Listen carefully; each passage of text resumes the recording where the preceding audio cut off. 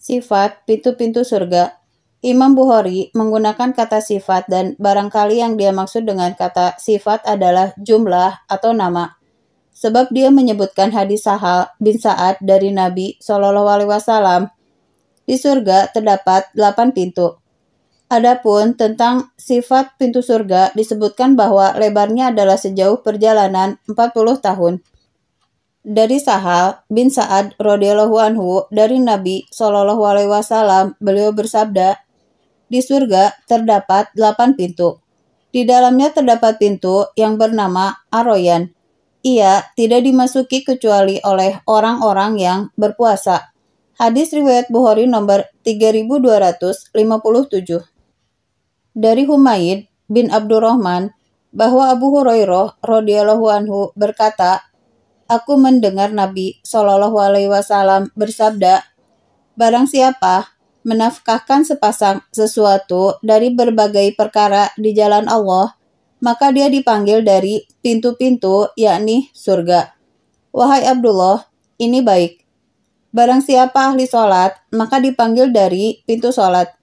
Barang siapa ahli jihad, maka dipanggil dari pintu jihad. Barang siapa ahli sedekah, maka dipanggil dari pintu sedekah. Barang siapa ahli puasa, maka dipanggil dari pintu Rayyan. Abu Bakar berkata, tidak ada kesulitan bagi orang yang dipanggil dari pintu-pintu itu. Lalu dia berkata pula, apakah ada orang yang dipanggil dari semua pintu itu, wahai Rasulullah? Beliau menjawab, ya, aku harap engkau termasuk di antara mereka, wahai Abu Bakar. Hadis riwayat Bukhari nomor 3666. Maksud kalimat dari sesuatu di antara berbagai hal, maksudnya di antara berbagai jenis harta. Maksud kalimat di jalan Allah yakni dalam rangka mencari pahala dari Allah. Makna hadis adalah setiap orang yang mengerjakan suatu amalan niscaya akan dipanggil dari pintu amalan itu. Hal ini telah dinukil secara tekstual melalui jalur lain dari Abu Hurairah radhiyallahu anhu. Bagi setiap orang yang beramal satu pintu di antara pintu-pintu surga, dia dipanggil dari pintu itu dengan sebab amalan tersebut.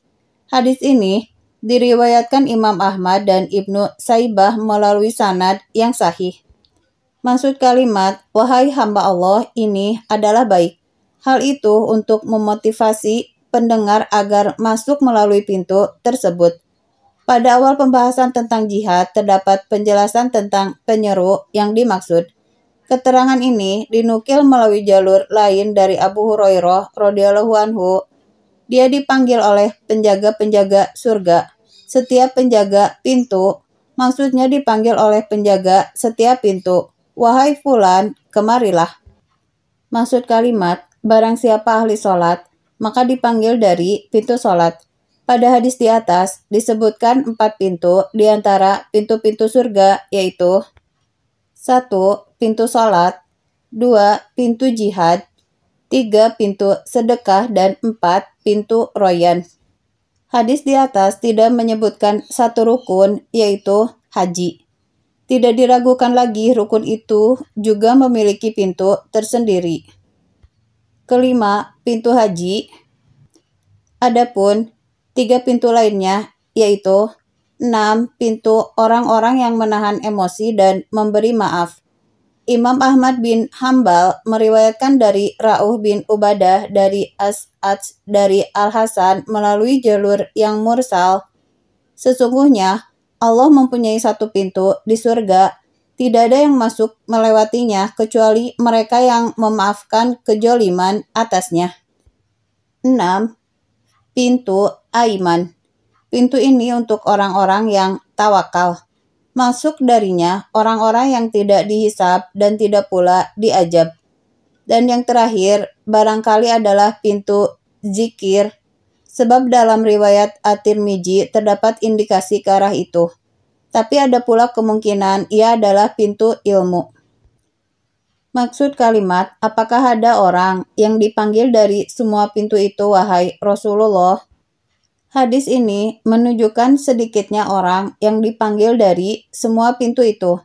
juga mengandung isyarat bahwa yang dimaksud adalah orang-orang yang mengerjakan amalan sunnah, bukan amalan wajib. Karena banyak orang yang mengerjakan semua kewajiban.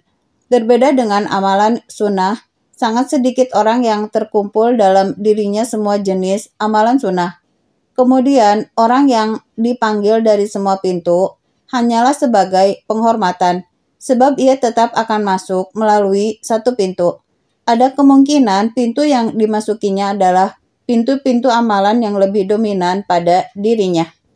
Adapun riwayat yang dikutip Imam Muslim dari Umar, barang siapa berwudu lalu mengucapkan Asyhadu alla ilaha illallah, aku bersaksi tidak ada sesembahan kecuali Allah, dibukakan baginya pintu-pintu surga. Dia masuk dari pintu mana saja yang dia kehendaki. Tidak menafikan keterangan terdahulu, meski secara zahir bertentangan, karena pintu-pintu itu dibuka hanya sebagai penghormatan.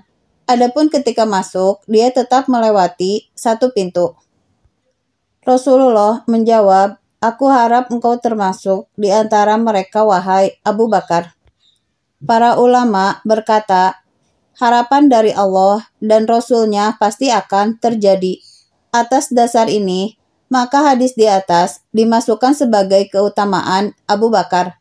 Lalu, dalam hadis Ibnu Abbas yang dikutip Ibnu Hibban dengan substansi yang sama seperti hadis di atas, terdapat penegasan bahwa hal itu akan terjadi pada diri Abu Bakar. Adapun lafaznya, beliau bersabda, "Tentu, dan orang itu adalah engkau, wahai Abu Bakar."